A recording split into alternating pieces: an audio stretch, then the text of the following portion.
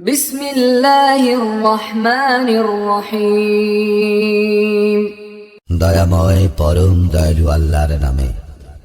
ইকরা বিসমি রাব্বিকাল্লাযী খালাক। পাঠ করো তোমার প্রতিপালকের নামে, যিনি সৃষ্টি করিয়াছেন। খালাকাল ইনসানা মিন আলাক।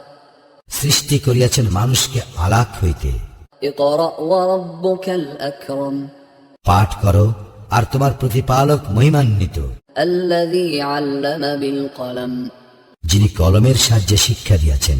আল্লামাল ইনসানা মা লাম ইয়ালাম। শিক্ষা দিয়াছেন মানুষকে যাহা সে জানিত না। কাল্লা ইন্নাল ইনসানা লায়াতগা। বস্তুত মানুষ তো সীমা লঙ্ঘন করিয়াই থাকে, আর রাআহু ইসতাগনা। কারণ সে নিজেকে অভাবমুক্ত মনে করে। ইন্না ইলা রাব্বিকার রুজআ। তোমার প্রতিপালকের নিকট প্রত্যাবর্তন সুনিশ্চিত। আরাআইতাল্লাযী ইয়ানহা। তুমি কি উহাকে দেখিয়াছ যে বাধা দেয়? আবদান ইযা সাল্লা। এক বান্দাকে যখন সে সালাত আদায় করে। আরাআইতা ইন কানা আলাল হুদা। তুমি লক্ষ্য করিয়াছ কি যদি সে সৎপথে থাকে? আও আমারা বিত্তাকওয়া।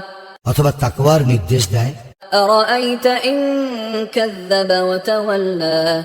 তুমি লক্ষ্য করিয়াছ কি যদি সে মিথ্যা আরোপ করে ও মুখ ফিরাইয়া নেয়? আলাম ইয়ালাম বিআন্নাল্লাহা ইয়ারা।